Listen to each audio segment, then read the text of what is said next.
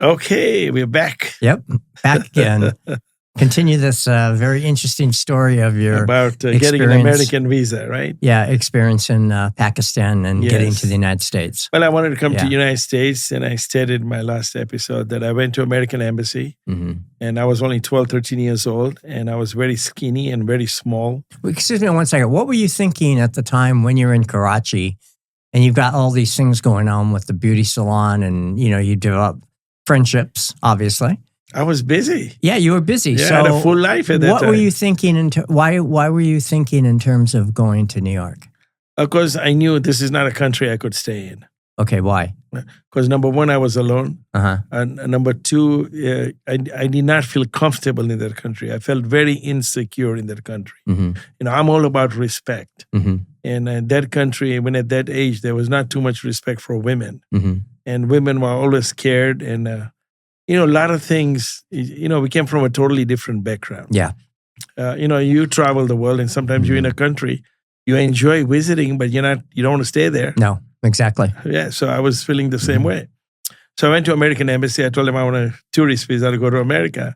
And the guy over there, a very nice man, laughed at me. He goes, "You're a kid. You're not even old enough to go to America." And you were how old at this point? I was 13. 12, 13.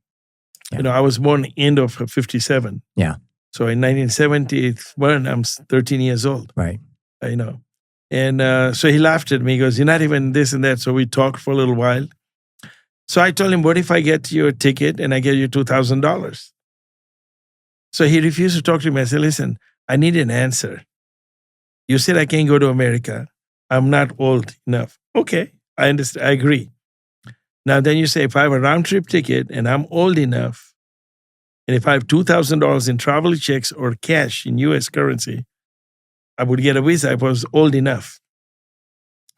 He goes, "Even then it's difficult. But, he goes, I'll make a deal with you." He said, "You bring me a round trip ticket. You bring me 2,000 USA dollars. I'll give you the visa. I don't care how young or old you are, because you will never be able to do it." I go, "Okay." So this was an American. Yes, Yeah. at American Embassy, US Embassy. Interesting. Yeah. And tourist visa was very difficult. So I Yeah. go, "Okay." So of course I'm thinking about, and I knew the country is very corrupted. So getting $2,000 is not impossible. Yeah. An airline ticket, I called my father in Africa. He sent me an airline ticket to go to New York to back to Dar es Salaam. Go back to my country. Round trip. And my parents living over there. I'm just going to visit my uncle. And we had a house in Africa and all those things. What kind of visa did you have to stay in Pakistan? I don't think we needed any visa. We just went there. Oh, interesting. We Yeah. didn't require any visa. Didn't really require any visa or anything. Okay. Just go there. Like right now, if you're a U.S. passport, you just fly into London or Paris or anything. If they're there less than 90 days, you don't need a visa or something like that. They changed it recently. Yeah, recently. But Yeah. yes. I know what you're saying. So anyway, I'm thinking, I said, well, there was a man over there, belonged to our mosque or our church. He was a wise man. He was very influential. He knew a lot more than people thought. So I went to him. I said, "Listen, I need to buy $2,000 US dollars." He did a quick take. "What? You want to buy US dollars? Why would you think I would get you US dollars?" I go, "Because you know everything. You're the big boss. Nothing moves without you." So he's laughing. He goes, "You know that?" He goes, "Yeah." I said, "You can do anything you want in Karachi. This is your town. You owned it." So he was quite impressed that I could figure that out on my own. So he goes, "My brother sells US dollars. Go get them from him. I'll call him, tell him." So he called his brother, whatever. 2 days later, I go to his brother. I gave him a US currency. I mean, a Pakistani currency, rupees. He gave me 2,000 US dollars. So I was so excited. I went back to the embassy. The guy wasn't there. I went back again till I found him. Then I went. I said, "Here's my ticket. It's 2,000 US dollars. Let me have my visa."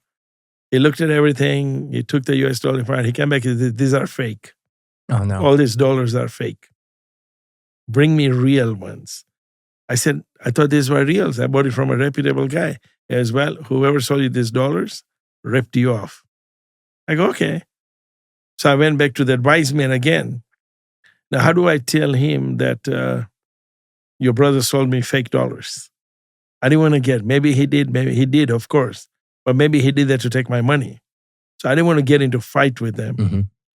So I said, I don't want that dollars. I'll sell them to you for 10% less what I paid. Can you call your brother? So he goes, yeah, but my brother already told me you came and got it.